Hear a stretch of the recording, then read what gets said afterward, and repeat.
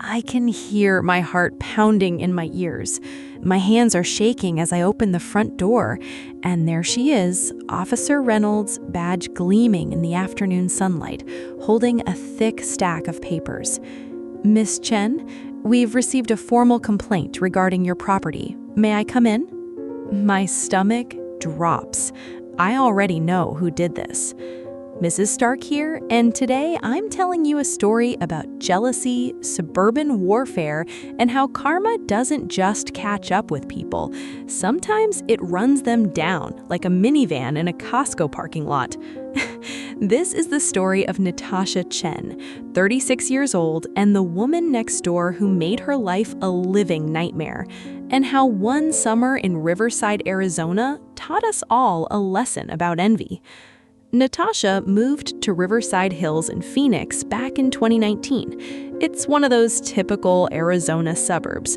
Master-planned community, golf course views, beige stucco houses that all look almost identical, and an HOA that takes itself way too seriously. The neighborhood has strict rules. Landscaping must be maintained. No RVs visible from the street, no signs in your yard. Your mailbox has to be a specific color. It's actually in the covenant. Yes, the mailbox color is legally binding. Natasha had worked her way up to a regional marketing director position at a tech company in Phoenix. Good money, long hours. She'd never been married, didn't have kids, and honestly, she liked her life that way. She bought the house as an investment, loved having her own space, and appreciated the quiet neighborhood feel. Then, about 3 months after she moved in, Jennifer moved in next door. Jennifer was 30, blonde, always immaculately put together. She had a husband named Derek, a regional sales manager who traveled most of the week, and they just started trying for a baby. Jennifer had quit her HR coordinator to be a full-time housewife. That's a direct quote from the first time they met at the mailbox. "I'm a full-time housewife now." And that's when the problem started. At first, Natasha thought Jennifer was just being friendly. They'd chat when they grabbed mail, make small talk about the neighborhood, talk about the Phoenix heat. Jennifer would often mention how lucky Natasha was to be single without the stress of a marriage. "I mean, don't get me wrong," Jennifer would say, laughing. "I love Derek, but sometimes I think about how exhausting it must be to juggle a career and a relationship.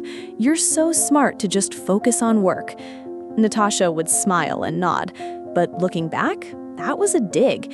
Jennifer was reframing her own choice, quitting her job, as something noble and selfless, while making Natasha's independence sound like settling.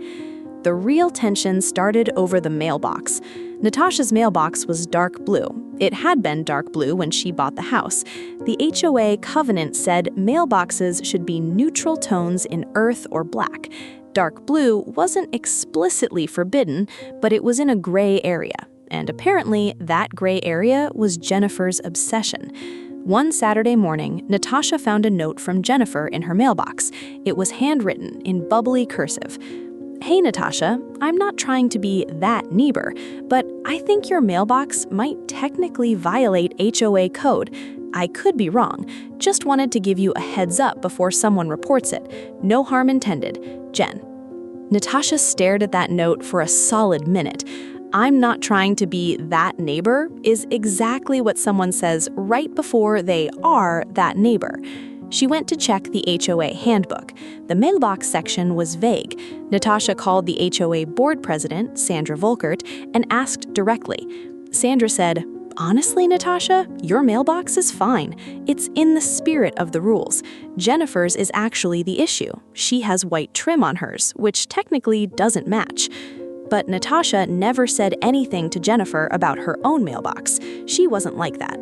Over the next few months, the passive aggression metastasized. Jennifer started finding problems with Natasha's yard. Her sprinkler system was watering onto Jennifer's driveway. The angle of her fence was somehow wrong. Her car was parked slightly over the property line one day. It wasn't. Her trash bins were visible from the street on Tuesday morning, the day before pickup, which was supposedly a violation. And each time, Jennifer would approach Natasha with this saccharine smile, this fake concern. "I'm just looking out for you. Sandra has really been cracking down on violations. I hate to see you get fined." Meanwhile, Natasha noticed Jennifer's own house was perfect. Landscaping was impeccable, her designer flower beds looked professionally maintained. She was always in the neighborhood group chat, the Riverside Hills Moms Facebook page, and she was popular. Natasha wasn't on that page. Her life didn't revolve around the neighborhood gossip circuit. Then, one day, Natasha got home from work. She'd been at the office until 8 p.m. dealing with a client crisis. She pulled into her garage and noticed her shrubs had been trimmed. Not by her. Someone had taken hedge clippers to her property. She walked out front with her coffee mug still in her hand. Jennifer was standing in her own yard, looking at her phone. "Did you trim my bushes?" Her voice was quiet, but sharp. Jennifer looked up startled. "Oh, They were growing over our property line a bit, and I mentioned it to Derek, and he said maybe just a quick trim, and I was already out doing mine, so don't touch my property again. Please." "Natasha, I was just trying to help." "I know." Natasha turned around. "I get it. You're helpful, but don't." And she went inside. By that evening, the Facebook group was buzzing. Jennifer had posted a photo of her trimmed shrubs with the caption, "Finally got the yard looking nice. Can't wait for the neighborhood to look its best. We should all take pride in our community." Heart emoji. The comment section exploded. 8 different women liked it within minutes. One wrote, "The neighborhood really does look better when everyone does their part." Smiley face. That was a direct jab at Natasha. Within a week, Natasha was the whispered problem of Riverside Hills. She was told by Sandra, the HOA president, very apologetically, that multiple neighbors had complained about her shrub overgrowth and her overall community engagement. The implication was clear. She didn't care about the neighborhood. She was selfish. She was one of those career-obsessed women who didn't have time for her community. None of these people had ever introduced themselves. They knew nothing about her actual life or her values. But Jennifer had painted a picture, and the neighborhood had bought it. The last straw came on a Tuesday night in July. Natasha got a text from Derek, Jennifer's husband. He'd met Natasha exactly twice at the mailbox, so his number in her phone was strange. The text read, "Hey, Jennifer's been really upset about the fence situation. Can we set up a time to talk? I think we should both care about our home values." Natasha had never heard of any fence situation. She called him immediately. "Derek, what fence situation? I have no idea what you're talking about." "Jennifer said your fence is angled in a way that affects our property value. She's really concerned about—" "Derek, has Jennifer actually measured this fence with instruments?" Long silence. "I don't. I think she hasn't, because there's nothing wrong with my fence. And by the way, your wife has been on an obsessive crusade against me for 6 months. She trimmed my shrubs without permission, she filed multiple false HOA complaints, and she's been spreading rumors about me on the neighborhood Facebook page. Tell her to stop." I didn't know about any of this." "Yeah, well, now you do." Natasha hung up. She sat in her kitchen for a long time after that, staring at her granite countertop. And she made a decision. She was going to find out exactly who Jennifer was, because something about this level of venom didn't add up. Natasha did something maybe slightly questionable, but she didn't care anymore. She called Derek's office, pretended to be someone from a background check service, and asked about any personal matters or complaints on file. The HR person almost hung up on her, but Natasha was professional, cool, convincing. "Is there anything in his file about personal disputes, financial issues, or workplace concerns?" There wasn't. Derek was a solid employee, high performer. But then Natasha did something smarter. She searched Jennifer's old LinkedIn profile. It was still publicly visible. She'd worked at a Phoenix marketing firm for 4 years before joining Derek's company. That marketing firm was Aspire Digital Marketing. Natasha had interviewed at Aspire Digital back in 2014. She didn't get the job. The position went to someone else. She called her old friend Marcus, who worked in Phoenix recruiting. "Hey, do you know anything about who was hired at Aspire in 2014 for the junior marketing coordinator role?" Marcus laughed. "That's oddly specific, but yeah, I remember because there was a whole thing. The candidate who got the job, she lasted about 8 months. There was some kind of incident. I think she had a breakdown or something. The girl who interviewed but didn't get it went on to become a director somewhere. Pretty ironic." Natasha's stomach turned. She searched deeper, found an old LinkedIn recommendation from Jennifer from her manager at Aspire. It was vague, professional, but the dates didn't add up. Jennifer hadn't made it 4 years there. She'd lasted roughly 2.5. Natasha called Sandra, the HOA president, but this time she asked a different question. "Sandra, when did Jennifer and Derek move into Riverside Hills?" "Let's see. They closed on the house around March of 2022. Why? And you've never gotten any complaints about Derek or his family before this summer, right? Nothing on record?" "No, they've been model residents. Why? What's this about?" Natasha didn't say anything more, but she'd found what she needed. Jennifer had gotten fired from her marketing job, or worse, she'd had some kind of episode that forced her out. And then she'd married Derek, quit working, and reinvented herself as the perfect housewife in a new community where nobody knew her history. And when someone who actually succeeded in a career, someone like Natasha, lived next door, that was a threat. That was a mirror. The next HOA meeting was in 2 weeks. Natasha prepared a presentation. Not aggressive, not rude, just facts. She brought documentation of every complaint Jennifer had filed against her, cross-referenced them with HOA records, proved that multiple complaints were factually false: the shrub overgrowth, the fence angle, the mailbox color. She brought screenshots of the Facebook group posts. She brought the note about the mailbox. And she brought something else: a letter from a lawyer at a property management firm stating that a pattern of repeated false HOA complaints could constitute harassment and potentially open the complainant to civil liability. She didn't name Jennifer, not yet.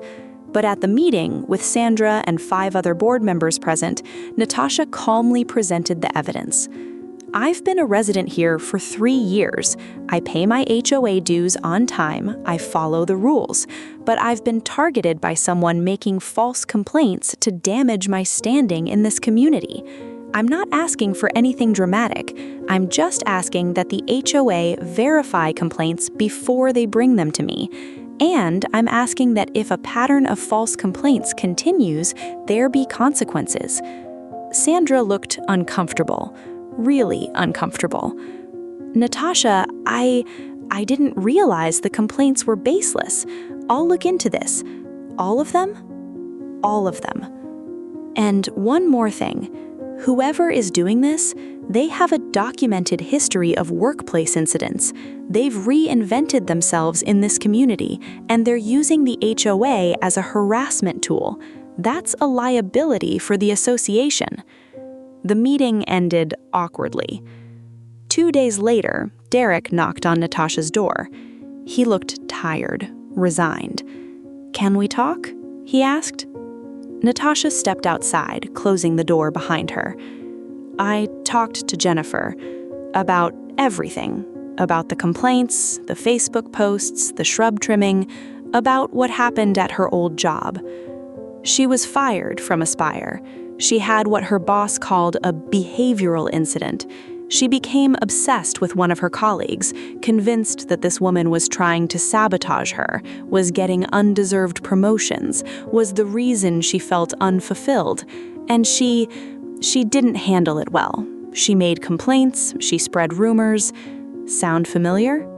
Natasha said nothing. "When I was deployed last month for work, Derek looked up all your social media, saw your promotions, your accomplishments, and it triggered something. She started seeing you as this threat to our marriage, our life, our happiness. She knows it's not rational. She's agreed to see a therapist. I'm sorry, Natasha. I'm so sorry. Here's what happened next. Jennifer sent Natasha a written apology. A real one, not an excuse, but an actual acknowledgement of what she'd done and why. Derek transferred to a division that didn't require as much travel, so he could be more present at home. Jennifer started seeing a therapist who specialized in obsessive thought patterns and interpersonal relationships. They stopped attending the neighborhood Facebook group, which honestly made everything better. And the HOA? Sandra implemented a new policy. All complaints had to be submitted with photographic evidence and verified before they were brought to residents. Suddenly, the complaints dried up. Natasha and Jennifer never became friends. They were cordial at the mailbox, respectful, and that was enough.